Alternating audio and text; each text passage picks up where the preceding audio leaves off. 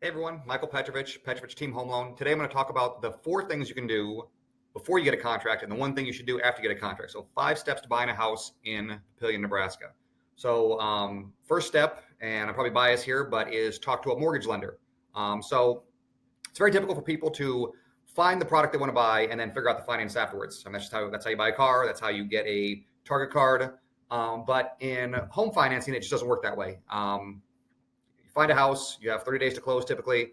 You need to get the financing in order because it's very complex. And the more time we have to work on it, the more money we can save you on rate, on fees. And when it's a loan that size, like on a house mortgage, that's going to save you thousands of dollars over the course of the loan, of course, of the owning the house.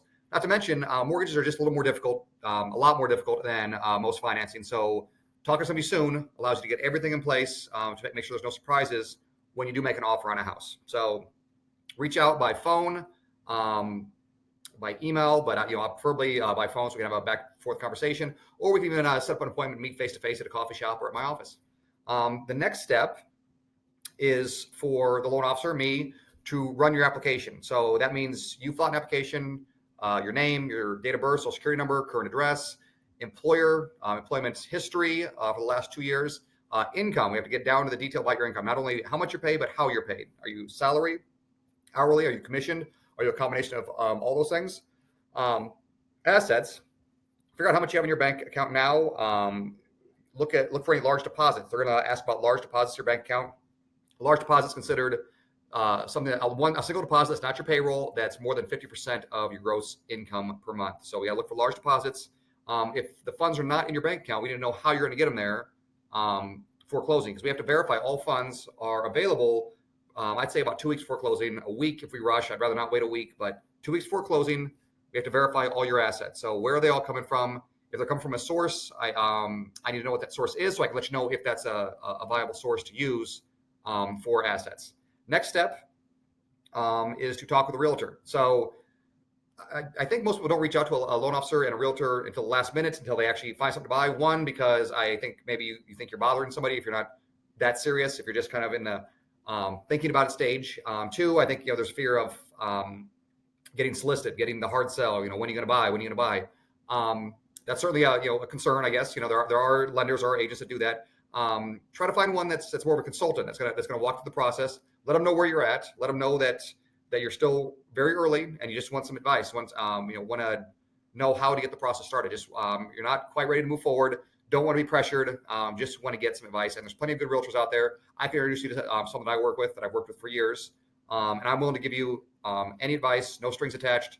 Even if you're buying 3 years from now, if you just want to sit down and talk about mortgage options, I can do that for you. So get a good realtor, walk through the process of buying with them, let them know what you're looking for, the areas you're looking for, what's important to you, what's less important to you, your price point, your max, all that kind of stuff.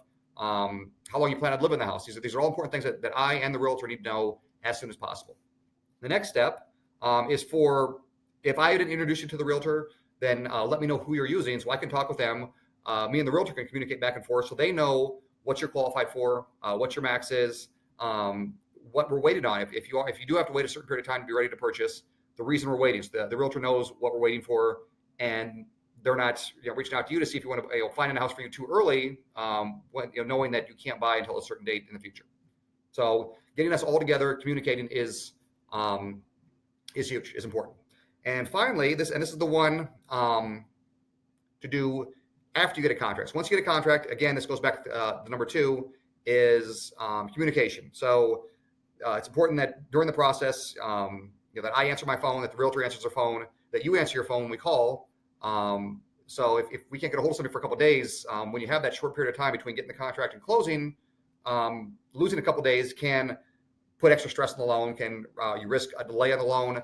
You risk having issues. So being Johnny on the spot with the phone calls, with responses to text, responses to emails, request for documentation. I'll try to get all the documents before you get a contract, but there will be documents I need after we get a contract. It just happens. Underwriter reviews a file, comes back and says, I need some additional items.